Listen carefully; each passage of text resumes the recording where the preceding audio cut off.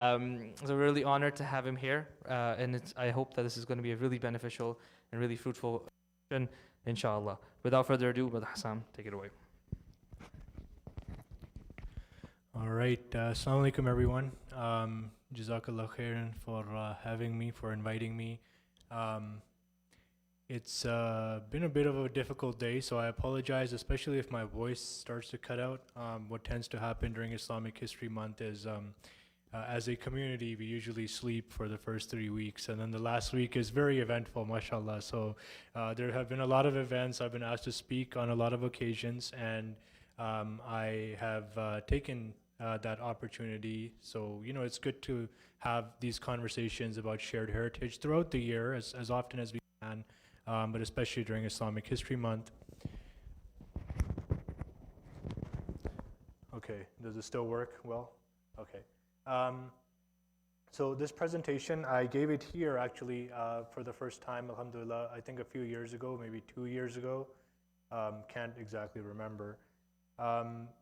But it's very much about, when the concept of the shared canvas sometimes does not come out very clearly. So when I have given it in other places, I'm like, just think of fusion food, because that's a much easier kind of way to conceptualize it. Like, you kind of bring, I don't know, Indian and Chinese food together and you get Hakka, right? So that's kind of the concept here as well, except we are not talking about food as much as I would love to talk about food. Culinary arts are a form of art, but that helps, I think, just give us a sense of what we are talking about. There is a shared canvas, the type of canvas upon which painters paint. I'm not much of a painter, but I really appreciate what they do. And there's contributions being made, and one person will make a painting and that will dry out, but then somebody else will come and add certain details on top of that, and those will dry out. As time goes on, people come from different backgrounds, different walks of life, different cultures. They continue to add on to it, right? And there's a conversation that needs to happen, which I think does not happen very often in the Muslim community, about what is the Islamic perspective on the preservation of cultural heritage, especially when we inherit the cultures of other civilizations, other societies, which are either concurrent with us at the same time as us, or they were prior to us, right? So there is literature about that. This is a topic that was discussed by many of the Muslim scholars, and there's interesting anecdotes, etc. as well. One of my favorite ones is a student from the Maghrib, from North Africa, basically, probably from Tunisia or Algiers, somewhere in that area. In the 1200s, he went to perform the Hajj, and when he returned from the Hajj, he's excitedly telling his teacher, who was a sheikh, about everything he saw and experienced. Of course, the Hajj journeys used to be very long and arduous, and you would have to pass through a lot of places. So he's telling his teacher all of these details, and the teacher, the scholar, he stops him and he says, okay, that's all great, but tell me about the pyramids in Egypt, right? The pyramids of Giza, etc. And he says, there's nothing I can really tell you about them, because I didn't really stop to take a look at them. And the scholar, he said to his student, he says, your zeal for knowledge is quite low, that you had an opportunity, you were on that route, you were going to go right by the pyramids of Giza, and you couldn't stop and actually take a look and learn something about them, etc. And it's just part of the general concept of, which has been reiterated in some narrations attributed to the Prophet ﷺ, some to the Sahaba, that wisdom is the believer's own lost camel. It's your own lost camel. Wherever you find it from, you bring it back home, right? That's our relationship with wisdom, and art is sort of wisdom materialized in a way, wisdom sort of visualized in a way. So we're going to talk about some examples. It's not going to be very exhaustive, right? But it is important, I think I should mention, that most of the examples have to do with how Muslim contributions have inspired Western art. Like, it's mostly going from East to West, or from Muslim to Christian, the examples that I'm going to share. It's very important, again, going back to that whole concept of cultural heritage, of what and how much the Muslims inherited from previous societies, right? The Dome of the Rock in Jerusalem, why is it the shape it is? Why is it like that, right? Where does that design come from? That is a Byzantine design that the Muslims inherited once they took control of that area, right? When we go to Istanbul and we go to what was until last year a museum but has been turned into a masjid again, the Hagia Sophia, right? It is an incredible, incredible building. Now you see more domes on it. Now you see like minarets around it, but the main structure of the Hagia Sophia has existed for centuries and centuries. Like Ibn Battuta saw the exact same building, that core of the building that you can go see in Istanbul today, right? And that's something that the Muslims inherited, and a certain degree of appreciation for that is necessary, that this is a two-way street. Even though for my presentation, for lack of time and because I haven't done necessarily all of the research going back into other examples, I will focus on that one aspect, but there's so much work to be done there. Some of the most well-preserved Roman ruins, basically, of the buildings that the Romans built are in Muslim North Africa, and they have survived untouched for centuries, right? The question of the Sphinx in Egypt, if you guys can imagine the Sphinx, it has that what historians call the punch-drunk face, right? Part of its face, part of its nose has been knocked off. So there's this historical question of, of course we know that that nose was well designed at one point. How did it get knocked off, right? And the earliest, there's a debate even about whether it was one of the Muslim rulers or someone who had the nose of the Sphinx knocked off for some particular reason, right?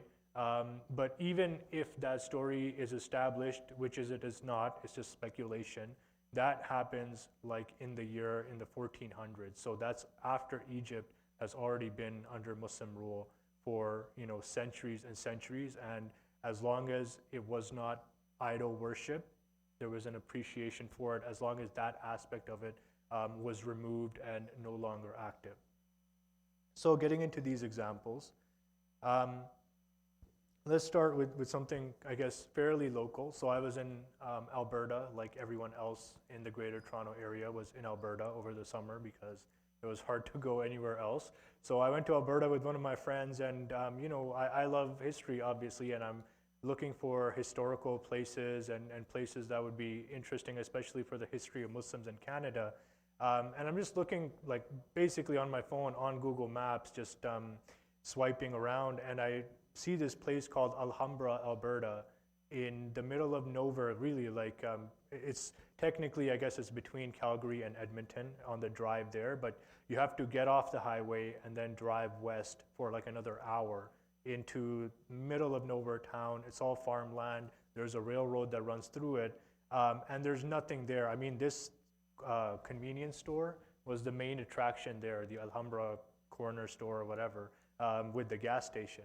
So there's nothing else. So we get there, and my friend and I, because I really wanted to find out, like, why did this place come to be named Alhambra, and why that curiosity? Because as you can see on the right side, the Alhambra is the famous fortress in Al-Andalus, right, in southern Spain, that the Muslims built in Granada, right? Very, very famous fortress, palace. And so why is this town with the exact same name? The name Alhambra, by the way, to see if that has any significance, it just means the red one, right, in Arabic, right? And that has to do with like sort of the limestone build of the Alhambra palace that we're looking at. So we go into this corner store and ask the person who was from Nepal, interestingly enough, and he says basically, like, I have all this excitement. He says, I have no idea, like, and I really don't care. I don't know, why you would care. You want to buy anything? Like, he was like, you want to buy anything, or are you just wasting my time? So I don't get anything, and then I come back, obviously, with no answers, and then I'm at a bookstore just a few days ago, actually, last week in downtown Toronto, and there's this really old book that somebody left lying around, and the title is The History of Alberta Place Names, right? So I pick it up, and I find Alhambra inside, and there was a businessman in Toronto in around the year 1917 who had apparently either gone to Spain, visited Spain as a tourist, Or basically, I mean, the other possibility, which is less likely, is that he had, kind of just heard about this place, Alhambra, etc., and found some kind of inspiration in it. When the railroad is being built to connect Canada from coast to coast, the Canada Pacific Railroad, he's in charge of some of the Alberta section of it. So when they're going to build a station in a particular part of Alberta, he decides to name it Alhambra, and that town, the township that develops around it, becomes known as Alhambra. So there are these traces, right? And a lot of this is like, well, is there really a connection? Is the connection very tenuous? Are we just really, stretching facts out and making things up? It's open to interpretation on a case-by-case basis, but sometimes the connections, even though they are very, not particularly strong. I mean, this town has nothing to do with the fortress except for an incidentally almost common name, but there's still those traces that exist all around us.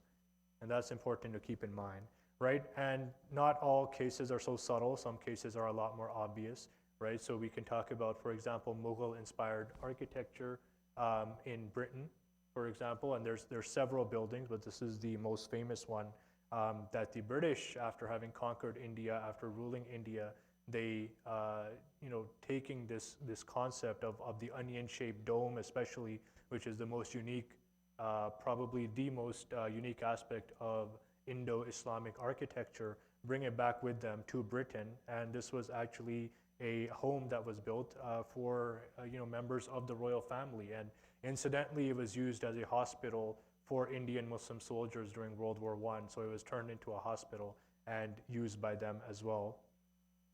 What about Mughal architecture in Canada, right? So actually right here in Ontario, there is a Taj Mahal. If you go to Uxbridge,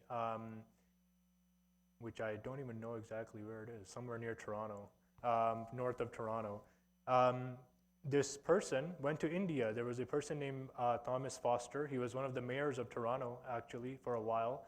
And in the 1930s, he took a trip to India and saw the original Taj Mahal in Agra. And he comes back to Canada, and his wife passes away like a few years later. And he decides that he's going to go the full Shah Jahan route and build a Taj Mahal for his wife right here in Ontario. And he has this built, right? And he is buried there as well. When he later passes away, his daughter is buried there, those three members of the family. And now you can actually, there's certain times where you can go visit it, you can go inside, it's their mausoleum.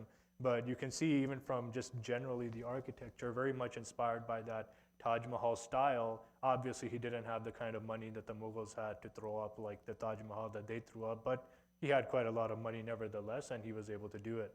So this is something you can actually visit. Sometimes people rent it out for weddings and parties and stuff like that as well, but it's kind of weird, I guess, to have a wedding at someone's mausoleum, like their grave. So maybe, I don't know. It's just a suggestion if anyone, wants to try that.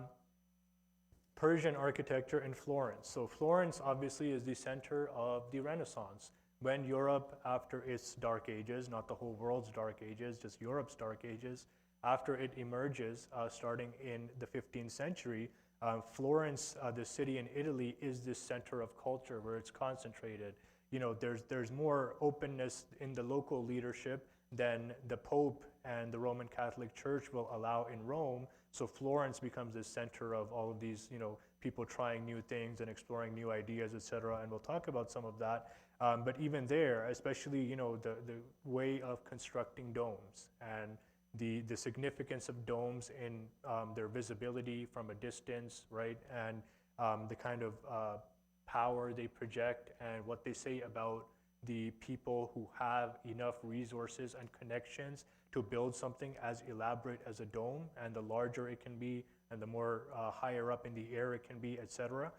These are all symbols of power, right? And so that itself is also, this is a dome from Turkmenistan, right, on a grave of one of the generals. It isn't a king, it isn't someone who's hugely famous. It's one of the army generals from one of the Turkic dynasties, and this is his burial place in Turkmenistan. And these inspirations are very, very clearly being brought by travelers like Marco Polo, traveling through the region and going back to Europe, right? And these ideas are circulating, and very clearly, historians of architecture and art will tell you inspiring what is being built, constructed, designed during the Renaissance. In Bolivia, in South America, you will find buildings like this, and this isn't a masjid, this is someone's house, right? So this is actually just a person's house, but it has a minaret, and the person is not Muslim, who lives there is not Muslim, the person who built it, as far as we know, is not Muslim, right? But because of that Spanish connection, because of that heritage of Al-Andalus, there's a certain design that even though Al-Andalus itself was lost all of these centuries later, this home was actually built within the last 100 years or so. The inspiration still remains that this is a part of Spanish culture. So in Bolivia and South America, you have a person's home that looks very much like, you might actually confuse it for a mosque if you're going in there, right? And it really does, this particular case, I just want us to keep in mind, when we have the opportunities to maybe design our own homes, or doesn't have to be like a full-scale design, but also add certain elements that express who we are. It doesn't have to be plain. It doesn't have to be like, simple and just kind of, I guess, fitting into the neighborhood, like like everyone else's home. There's small things you can do. You don't have to go all out and build a minaret, right? But there are small things that you can always do, and it depends on your situation.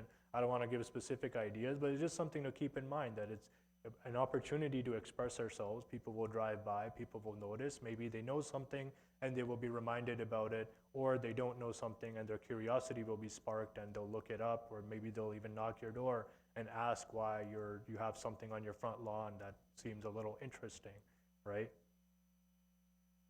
Other elements of Western culture that have a very strong Muslim history and influence: chess, right? Chess was invented. I mean, there's a debate like everything else in history, but chess seems to have been invented in India. It's known as shatranj, right? And people still kind of use that name for it. And then moving westward from India into Persia, the Persians loved chess, right? Once they received it, and really developed a lot of elaborate, the playing techniques and all of that. And then continuing to move westward into different societies, into Africa, into Europe, and the way we have it today. It's a very, very robust example. Even the word checkmate comes from the Persian word shahmat, right? When I was a kid, when I would do something stupid, my mom, she would be like, "Teri shahmat aa rahi hai," right? It means she's gonna kill me, basically, right? She would say that in Urdu, but that's what it means, the death of the king, shahmat, right? And that's where the word checkmate comes from. So lingering influences, right? And again, not to say that when the Western world inherited and then did not build on top of that, that's also not true, obviously, right? They inherited and they built on top of that. They have a lot of creativity, just like people and cultures around the world, and they have built upon it. But it's important to acknowledge and recognize these roots, right? When we think about art and we think about famous scenes of art and famous paintings we see in different places. So now I'm talking not so much about the form, but the content of the art. So Arabian horse, part of the content of all these famous paintings, right? Widely recognized in the world as the premium breed of horses, and horse breeding it's a skill, right? And to this day in the Arabian Peninsula, many other parts of the Arab world, Arabian horses are very, very meticulously bred and trained to just look amazing, perform amazingly in races and all those kinds of things. And here you have two pictures, both very famous pictures. One of them has George Washington on it during the American Revolution, and the other one has Napoleon on it during the Napoleonic Wars, right? And Napoleon especially is famous for being very attached to his Arabian horse, right? And I guess George Washington wasn't as much because he's not as famous. But again, the art reflects not just influences in art, but also general cultural influences that made their way into the European world, into the Western world, and then were reflected in the art as well. The tulip is another great example, right? Tulips are first sort of grown and domesticated in Persia, in Iran, all right? And then they move westward, and it's actually in the Ottoman Empire that some of the Europeans, it was, I believe, merchants from what is today like the Netherlands, from Amsterdam, basically, who are trading in the Ottoman Empire, who come across this flower and then take it back with them into Europe, right? And trade it. And it becomes this, I mean, think of all the things, I'm not going to go through the full list, but what are tulips used for? What do they symbolize in Western culture, right? In Ottawa, there's like one of the world's largest tulip festivals every year. I'm not sure if anyone's seen it, right? But many of the tulips are actually, interestingly enough, sent from the Netherlands as a thank you, a continued thank you every year for Canada's role in liberating the Netherlands from Nazi rule during World War II, right? So there's all of that history there, but what gets lost is the role of the tulip and its representations in art and where it actually comes from originally. You can also see there the famous novel, right? Or not the famous novel. He has other novels that are more famous, right? But Dumas's The Black Tulip is a really interesting, like if you really want to go into like the symbolism of tulips and what they represent in society and an entire story built around it, I would encourage you to read this fictional work. This is one of my favorite examples. Believe it or not, there was no concept of shampooing in Great Britain until one average Indian guy decided to show them how to wash their hair, right? So this is, his name was Sheikh Deen Muhammad. He was a young man from southern India, and he got an opportunity. This is during the days of the British East India Company. During the 1700s, actually, he gets an opportunity to work on one of the ships that goes back and forth between India and the UK. So he starts going to the UK on this ship regularly, and ultimately he finds some opportunities in the UK as well. And he really becomes like this kind of cultural, like, icon. Like, this guy has all these interesting ideas. He's, running around London, like telling people about how we do this in India. Again, this is early contact, fairly early contact. A lot of British were in India, but there were hardly any Indians in Britain, right? So this young man, Sheikh Deen Muhammad, one of the things he introduces is Indian food, right? He actually starts a restaurant in London, which doesn't really take off because it's, at the time, not anymore for sure, but at the time it's way too spicy for British people to kind of, handle that. And the other thing he introduces is he starts this sort of massage parlors where you can also get your hair shampooed, right? And this shampooing, there's so much curiosity about it that he ultimately writes a book, which you can see there, which you can still buy and read actually, which is like, a native of India explaining the process of developing specific, like first making the shampoo and then using it regularly on a daily basis to keep your hair healthy. And he actually, he was convinced to shut down his shop by none other than the King of Britain. So once the British royal family finds out about this, they basically say, you know what, like all these other people, don't worry about them and their hair. Like, you're gonna work for us, like, all your stuff shuts down, you're just gonna work for us. So he started working for the British royal family, and then he got married in Britain and actually passed away there. And his grave is still there. And again, this is like several centuries ago. But again, the art of shampooing, right? If you will, and I hope this also helps us broaden our concept of what we think of as art. We also have like very specific, usually, notions of art, but a lot of things that we do that we might take for granted, especially now, right, are a form of art, right? And now everything is so, like, I guess, convenient with technology, and so many things are facilitated for us in so many different ways.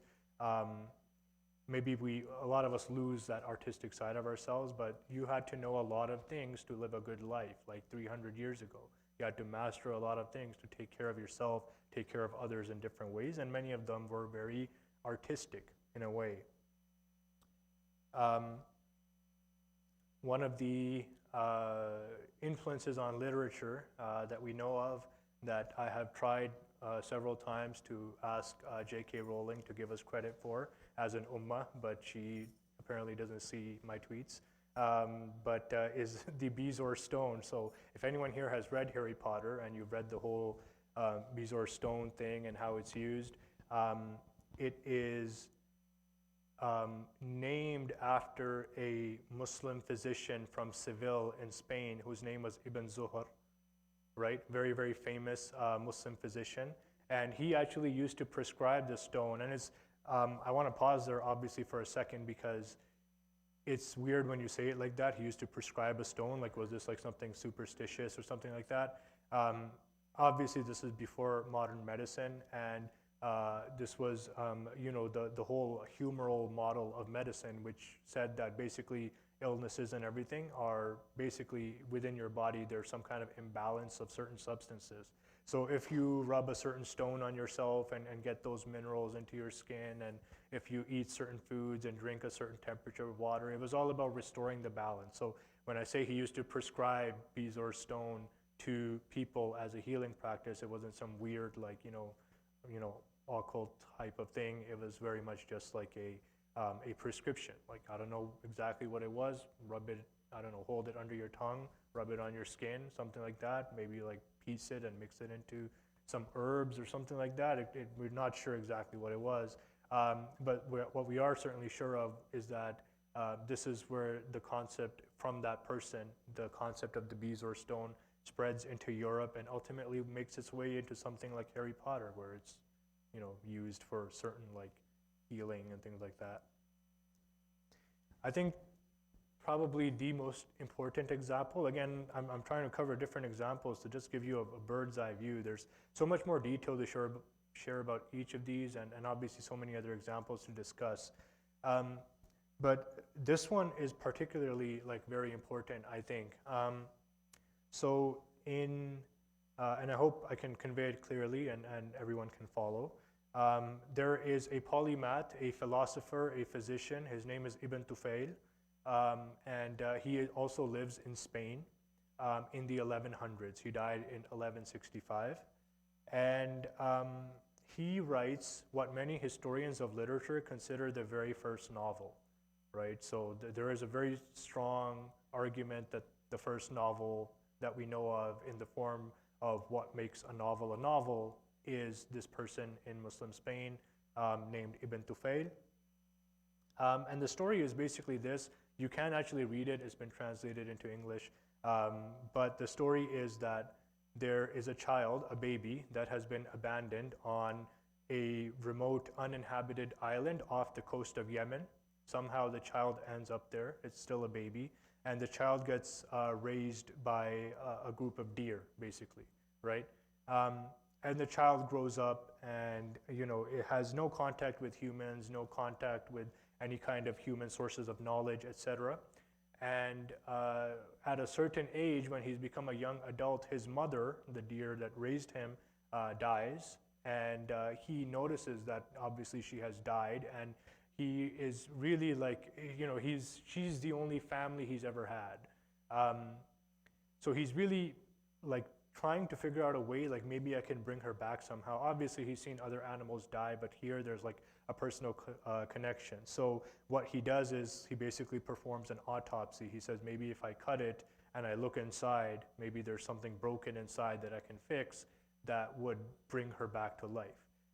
And so within this novel, Ibn Tufail is doing several things. He is the first known proponent of autopsy, because of course in many cultures, Muslim and non-Muslim cultures around the world, it's considered desecrating, the body of the deceased. If someone passes away and you want to cut up their body just to try to figure out why they died or something like that, like there's very strong reservations about that.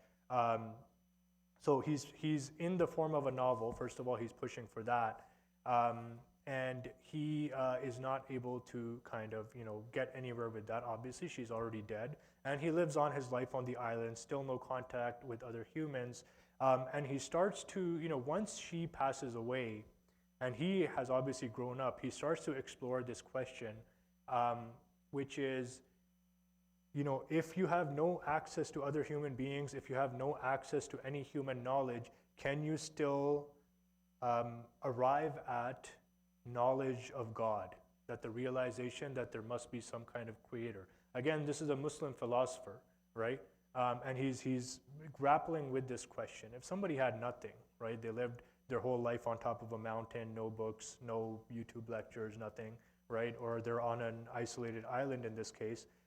Could they still realize that there is a creator, that there's a certain cycle of life and death, that the essence of a being, whether it's human or animal, like his mother, the body dies, but the essence escapes and goes somewhere else and continues to live on in some other form. Like he's grappling with all these questions in this novel.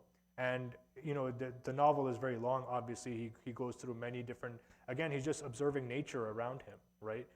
And ultimately he concludes that yes, there is a creator, and he concludes that through a very kind of step-by-step process of observing different things, piecing things together, and this is his argument, right?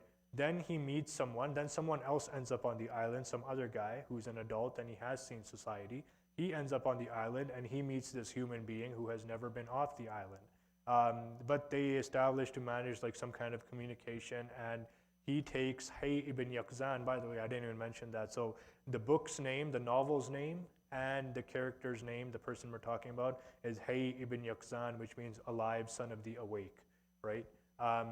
And so Hay is taken now to the mainland, maybe to Yemen or somewhere else, and he encounters society for the first time. He encounters a religious society, right? People practicing faith, people who have the same conclusion, the same belief that he has arrived at, but they didn't arrive at it. They came at it through different routes. They have been taught it, right? Some of them have done their own, like rationalizing the existence of God. Others have kind of they've learned and they've never really done much exploring for themselves, and they've just arrived at it. So he realizes at the end of the novel concludes with him going back to the island after learning about Islam on the island, but he says, I still want to go back to the island where I lived my whole life. And he concludes that, again, the underlying message is that both are important, right? At a societal level, especially at a societal level, it's very important to have the received text, the Quran, right, or the hadith of the Prophet sallallahu alaihi wasallam, the revelation, the revealed text. On the other hand, it's also extremely important as individuals on an individual basis to do our own reflection, which the Quran itself constantly calls to, which the Prophet sallallahu alaihi wasallam, himself teaches us to do. Now, just, I don't know, yell it out, like, what does this story sound like? Like, which other stories have you heard that sound exactly like this?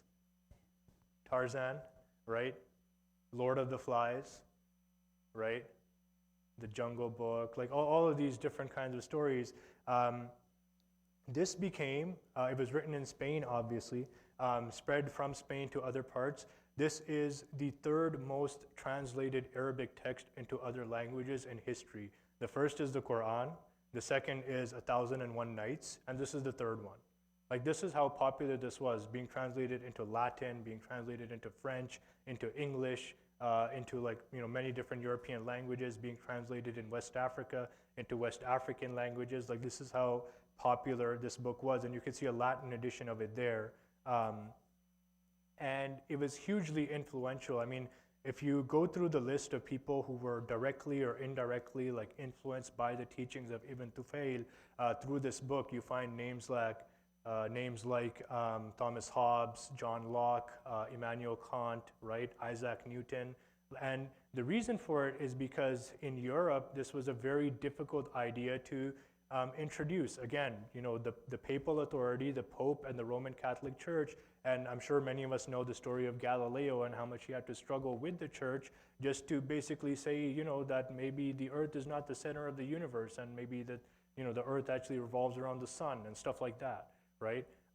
So this concept that revelation and reason can go hand in hand really took off. Obviously, there were other sources as well, people arguing for it, but one of the main sources was Ibn Tufail, and that's why it was so heavily translated and circulated. And the European manuscripts are very interesting. They show a baby sitting in the mother's lap and thinking deeply while the mother's trying to read him a book. She's holding a book, and the baby is just he has a finger on his cheek, and he's just thinking deeply, staring off into the distance. So he kind of acknowledges the book, but he also wants to do his own exploration, right?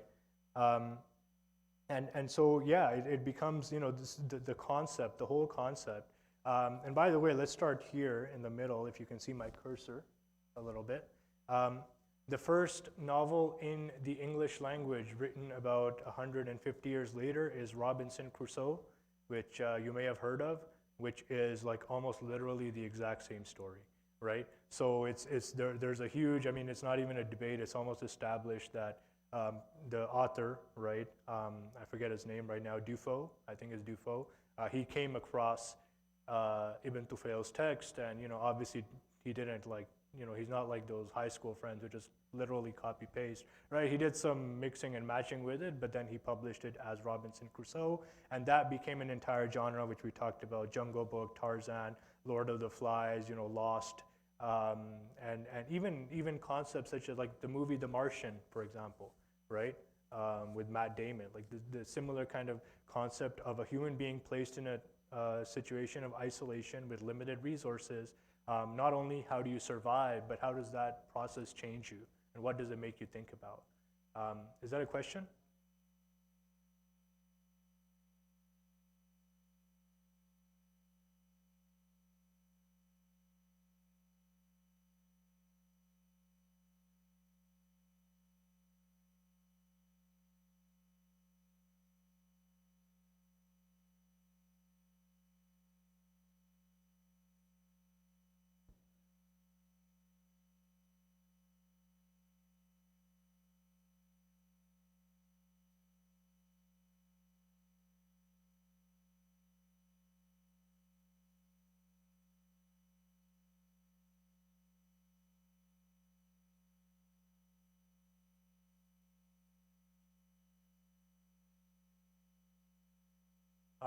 It's possible, right?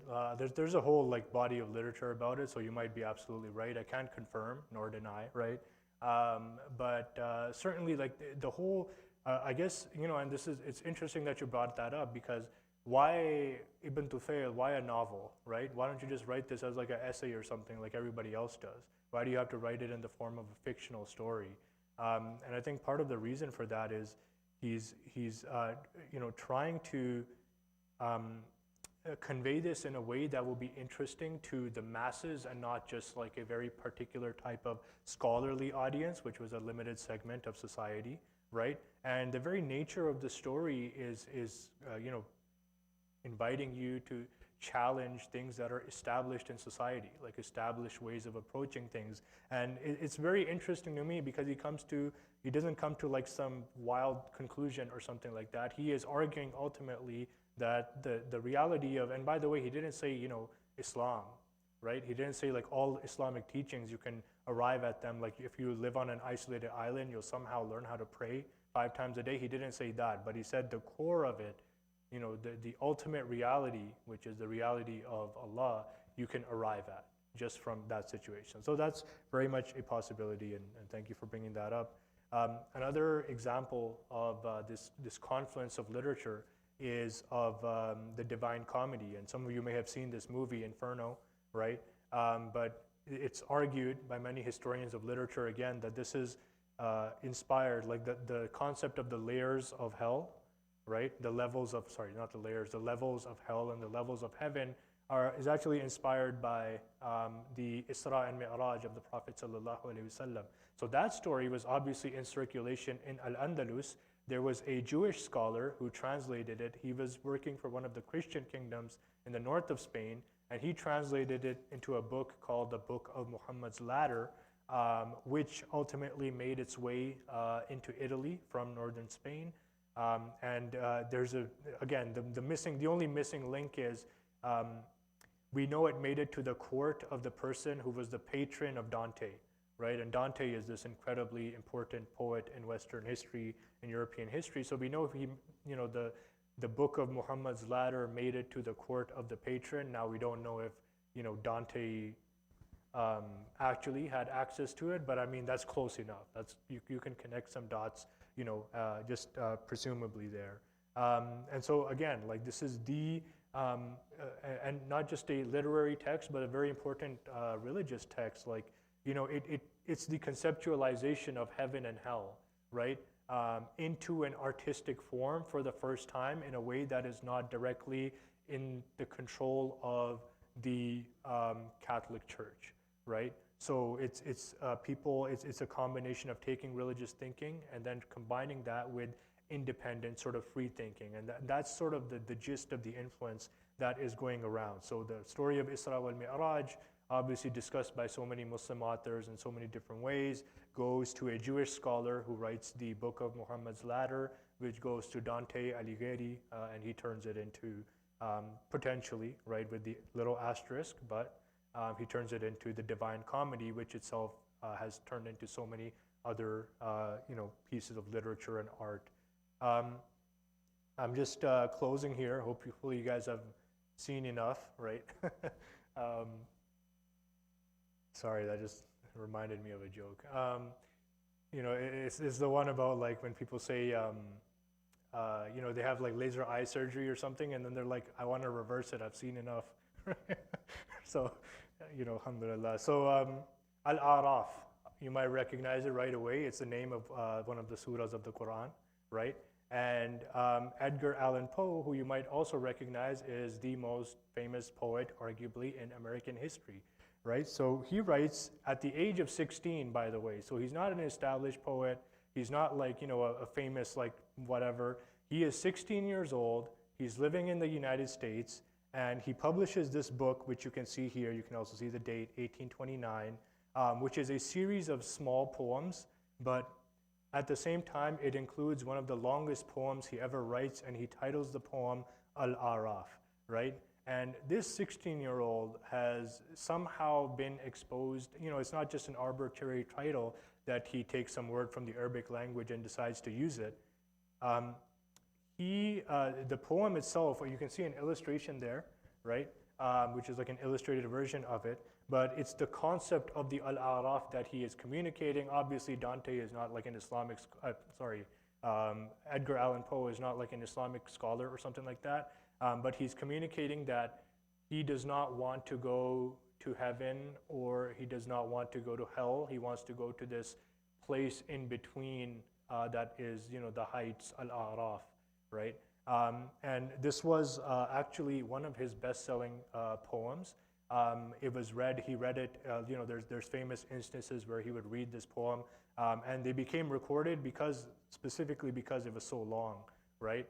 And then he, in Boston, in New York, sorry, I'm completely like cutting out now, in other places, and there's still like, now it's like actually a rare artifact, I guess. You can purchase copies of it, but they get auctioned off for like hundreds of thousands of dollars, like original copies of Edgar Allan Poe's like poem, right? And especially as we start to get into like after the Renaissance, we start to get into the modern period, the range of influences becomes very, very interesting. As transportation develops further, as communication develops further, people are starting to learn things which in the past may have been, too distant, like, bringing up, you constantly start to see references to the name Allah in the West, not by Muslims, but they're in different contexts. They are referring to God. I'll show you an example in a second.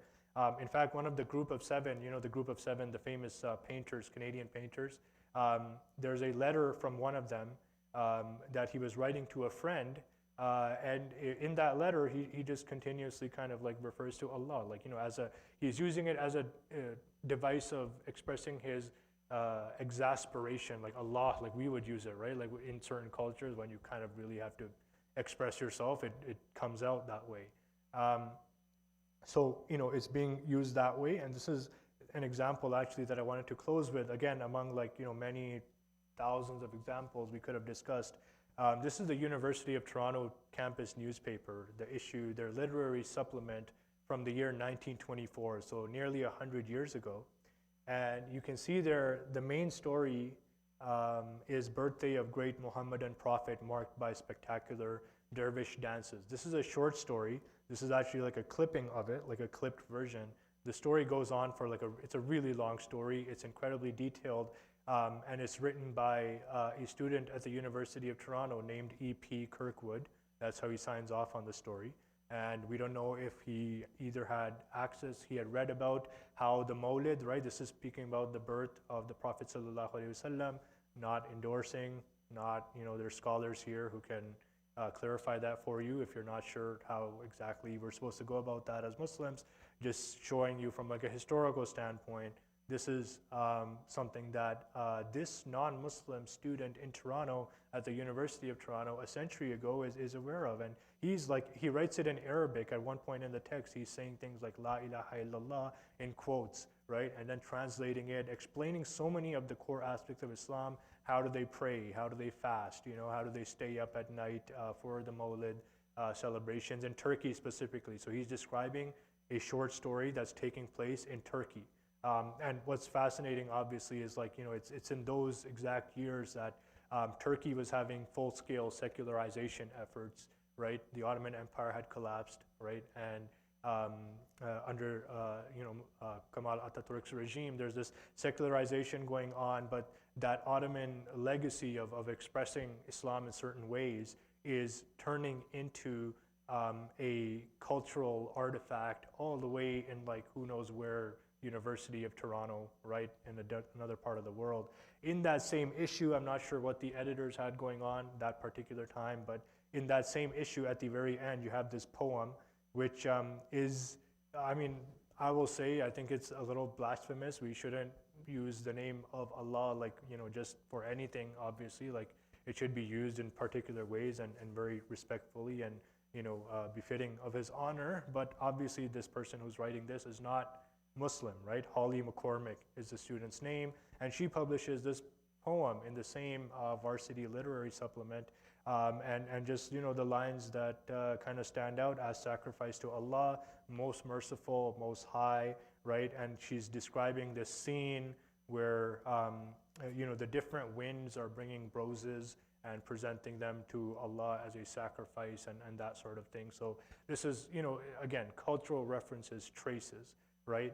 And all of these traces, just for me at least, they just increase my kind of desire to dig for more, right? It's what else is there, right? How else has Muslim art and other aspects of Muslim culture influenced us where we are, influenced different parts of the world, not just the West, by the way, which I think because we live in the West and because most of the world is, I guess English is the lingua franca of the world, we kind of focus on the West, but also what did Muslims contribute to Chinese civilization, right? Non-Muslim African civilizations and really other parts of the world. There is a lot, no matter where you look. The legacy is incredible and it's truly global, right? And so hopefully this inspires you to also not just create art, right? Or I should say not just to dig for these historical references, but to create art, right? Art is important, and I think there is maybe a bit of a subtle subconscious bias against many forms of art, and obviously there are restrictions we have to keep in mind, right? And we have to keep in mind also what is the message we're actually trying to convey, and we have to refine that message before we turn it into art, right? So all of those things are important, but at the same time, creativity is also very important. Art is one of the most important forms of da'wah, right? When the Spanish reconquered Spain from the Muslims, they burnt Muslim manuscripts, they burnt Qurans in the streets, right? They burnt a lot of things, but what they did not destroy was the Alhambra. They actually moved their furniture right in, right? What they did not destroy was even the Mosque of Cordoba. It still looks like a mosque. It's been a cathedral for 500 years. You're not allowed to pray inside, right? But you can still go in and right away it feels like a mosque. It looks like a mosque. And there's examples like that, throughout the world of things that people have inherited even from the Muslims. In Sicily, if you ever go to Italy and visit the island of Sicily, so many examples, right? Even the gravestones have the most meticulous kind of Arabic calligraphy on them and all of these kinds of things, buildings, so many different things, right? So I'll leave you with that. Jazakallah khair. Obviously, in the spirit of celebrating Muslim contributions. The reason I make this part of I just discussed the what is role part. I actually forgot I had this slide. But the reason I end off with this is just a very simple reminder, because often people are like, well, what are the takeaways? You know, like, what's one thing that is very, very simple and practical?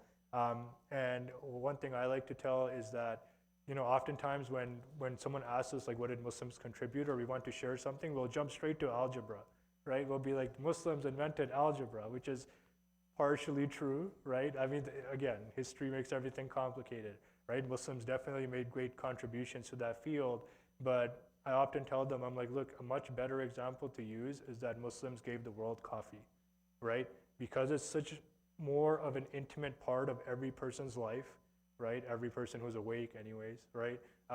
It's an intimate part of their life. You know, they're gonna line up for it at Tim Hortons, or they're gonna be in a drive-through. So if you see someone in the Tim Hortons line, maybe like, you know, I don't know. I mean, the cups used to say 100% Arabica. I don't know if they still do in London, but at least in Toronto, I don't see them anymore. But literally every cup used to say 100% Arabica, right? What does that mean? Why is that there? What's Arabica? Why is coffee beans, the best coffee beans, the most celebrated ones named after that? Important stuff to talk about. Those are the examples that really stick with people. If I tell you that ice cream came from the Muslims, if I tell you tulips came from the Muslims, coffee came from the Muslims, right?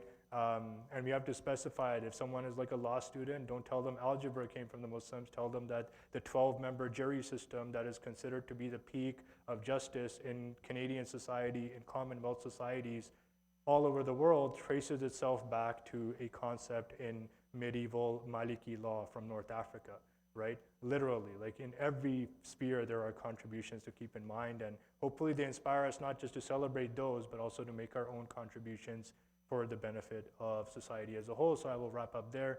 Jazakallahu khairan. I'm happy to, I think it's probably best to take questions one-to-one.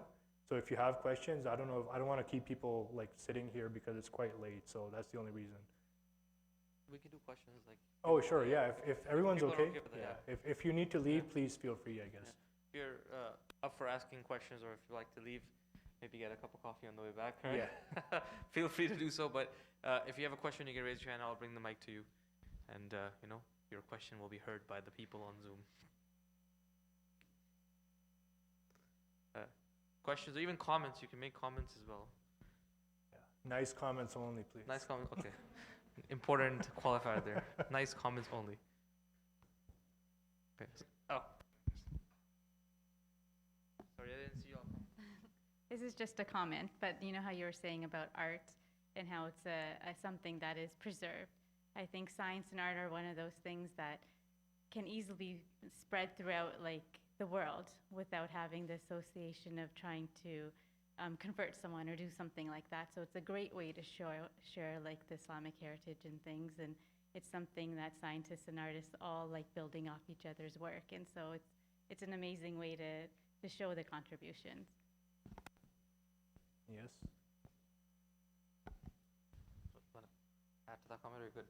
I think it's a great comment. That's Yeah, awesome, thank yeah. you. Yeah, Yeah. absolutely agreed. Yeah. Awesome.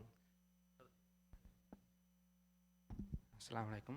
Walaikum Do you have any book suggestions to read about the golden age of Islam? Sorry, about the what? Golden age of Islam. Yes, in the sense, you know, I can share them with you after, maybe if you just stick around for a few minutes. I can give you some suggestions. I would have to kind of look up the titles exactly. I don't want to give you like random names because I just have too many books in my mind. Important to keep in mind that obviously the concept of the golden age, right? I know what you mean, but it can be misleading, right? So we'll talk about that, but basically it's, you know, the more specific we can get, the more precise we can get, the better understanding we can have that we could then convey to others, because, you know, the reason I say that only is because we often use it very loosely, right? The golden age of Islam. And it's, I think it sometimes puts us in a defeatist kind of spot. It's like, oh, our golden age, that was like a long time ago.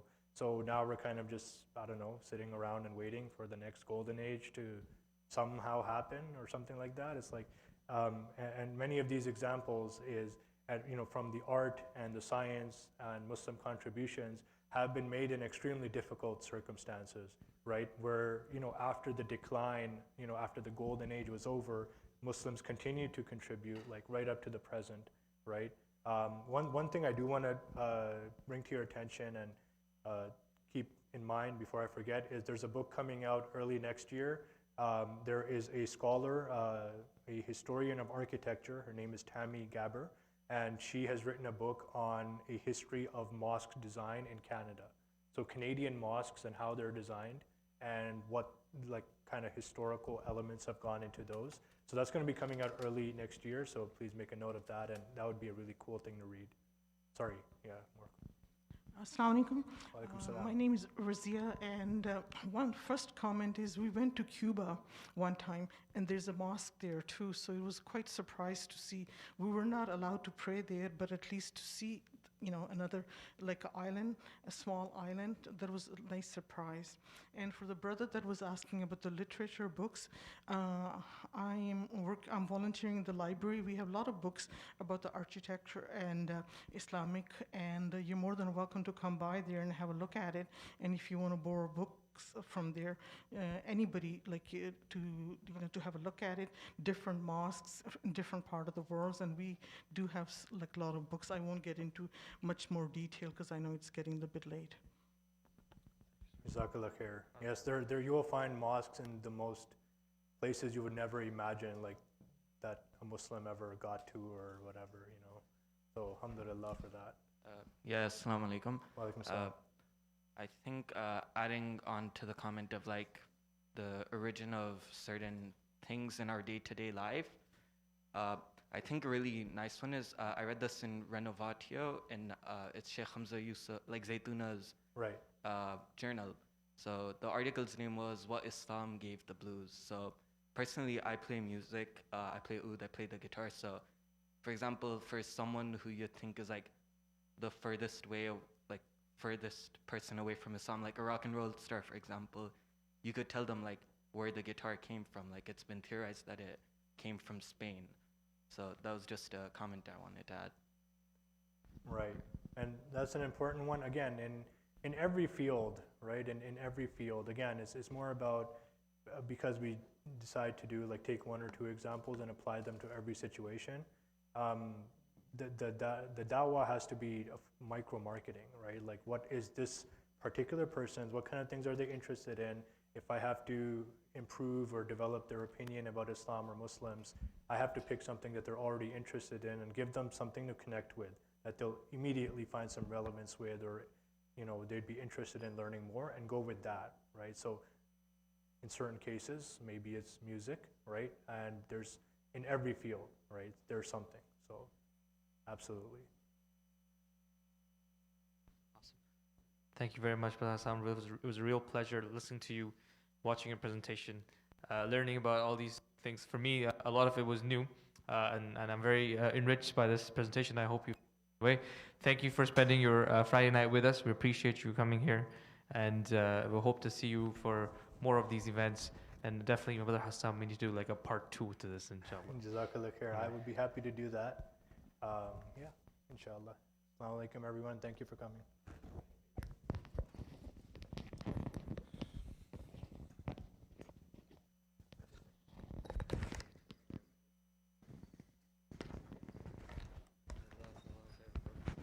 Is there an off button that's very obvious? Oh.